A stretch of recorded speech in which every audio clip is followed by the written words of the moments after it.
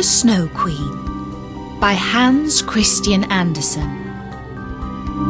Hello, this is Natasha, and this is the first part of one of the most beautiful fairy tales ever written.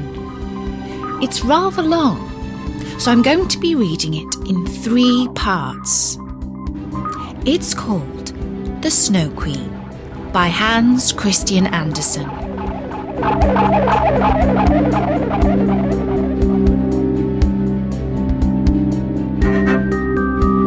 There was once a dreadfully wicked hobgoblin. One day he was in capital spirits because he had made a looking glass which reflected everything that was good and beautiful in such a way that it dwindled almost to nothing. But anything that was bad and ugly stood out very clearly and looked much worse. The most beautiful landscapes looked like boiled spinach, and the best people looked repulsive or seemed to stand on their heads with no bodies. Their faces were so changed that they could not be recognised, and if anyone had a freckle, you might be sure it would be spread over the nose and mouth. "That was the best part of it," said the hobgoblin.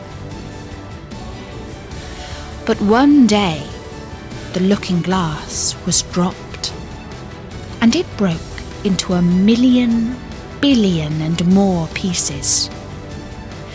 And now came the greatest misfortune of all. For each of the pieces was hardly as large as a grain of sand, and they flew about all over the world. And if anyone had a bit in his eye, there it stayed. And then he would see everything awry, or else could only see the bad sides of anything. For every tiny splinter of the glass possessed the same power that the whole glass had. Some people got a splinter in their hearts, and that was dreadful, for then it began to turn into a lump of ice. The hobgoblin laughed till his sides ached, but still the tiny bits of glass flew about. And now we will hear all about it.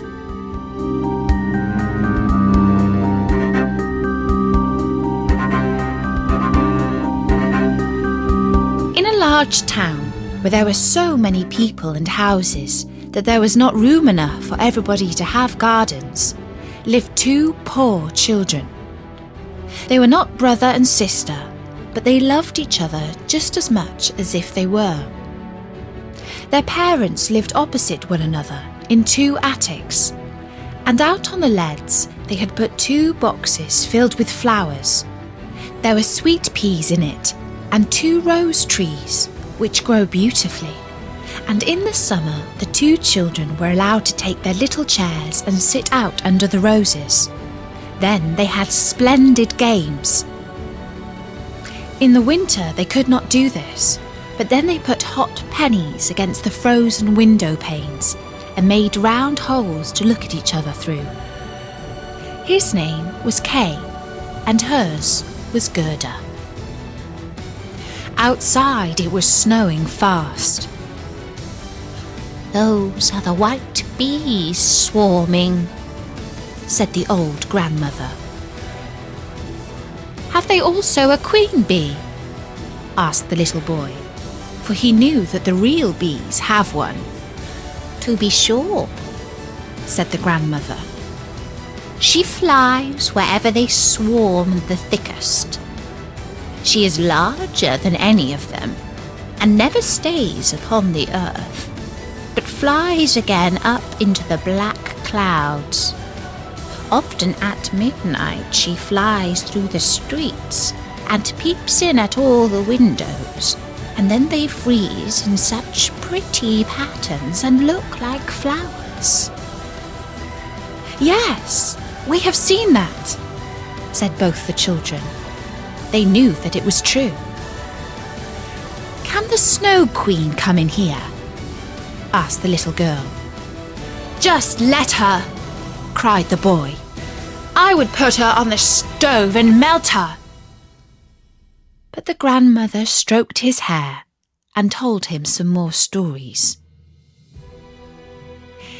In the evening, while Kay was going to bed, he jumped up on the chair by the window and looked through the little hole.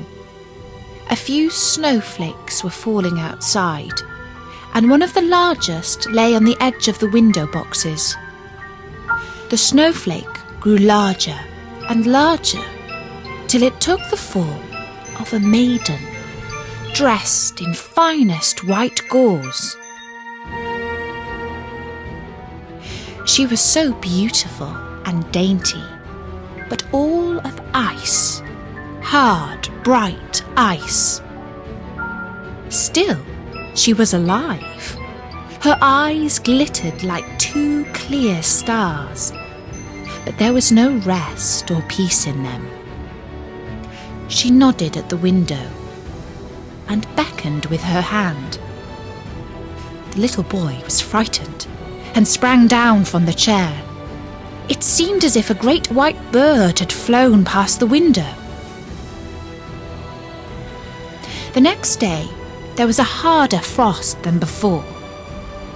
Then came the spring, then the summer, when the roses grew and smelt more beautifully than ever. Kay and Gerda were looking at one of their picture books. The clock in the great church tower had just struck 5, when Kay exclaimed, "Oh! Something has stung my heart, and I've got something in my eye." The little girl threw her arms round his neck. He winked hard with both eyes. No, she could see nothing in them. "I think it's gone now," said he. But it had not gone.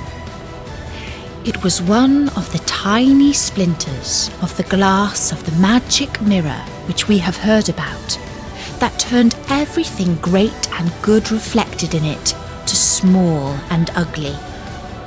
And poor Kay had also a splinter in his heart, and it began to change into a lump of ice. It did not hurt him at all, but the splinter was there all the same. "Why are you crying?" he asked. "It makes you look so ugly." "There's nothing the matter with me. Just look, that rose is all slug-eaten, and this one is stunted. What ugly roses they are." And he began to pull them to pieces. "Kay, what are you doing?"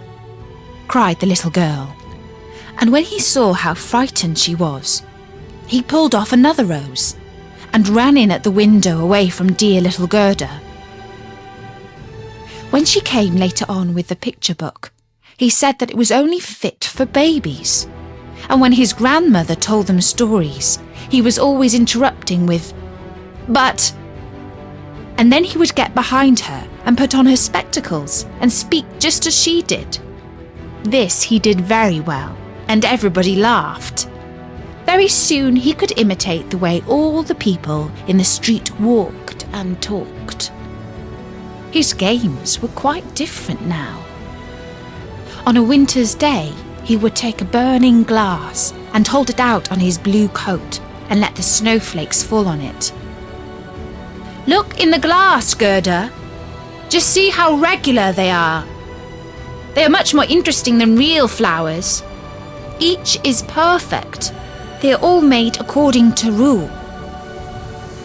If only they did not melt." One morning, Kay came out with his warm gloves on and his little sledge hung over his shoulder. He shouted out to Gerda, "I'm going to the marketplace to play with the other boys." And away he went. In the marketplace, the boldest boys used often to fasten their sledges to the carts of the farmers, and then they got a good ride. When they were in the middle of their games, there drove into the square a large sledge, all white, and in it sat a figure dressed in a rough white fur pelisse, with a white fur cap on. The sledge drove twice round the square, and Kay fastened his little sledge behind it and drove off. It went quicker and quicker into the next street. The driver turned round and nodded to Kay in a friendly way, as if they had known each other before. Every time that Kay tried to unfasten his sledge, the driver nodded again, and Kay sat still once more. Then they drove out of town, and the snow began to fall so thickly that the little boy could not see his hand before him, and on they went.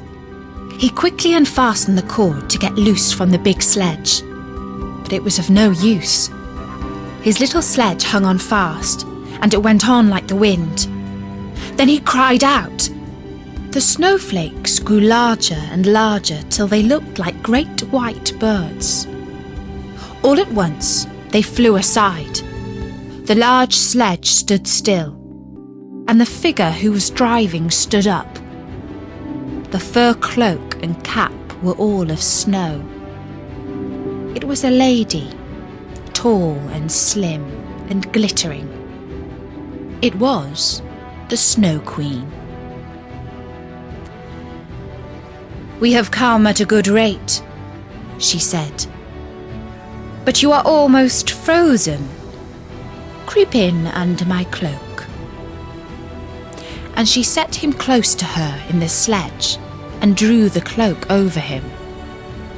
He felt as though he was sinking into a snowdrift. "Are you cold now?" she asked, and kissed his forehead. The kiss was as cold as ice, and reached down into his heart, which was already half a lump of ice.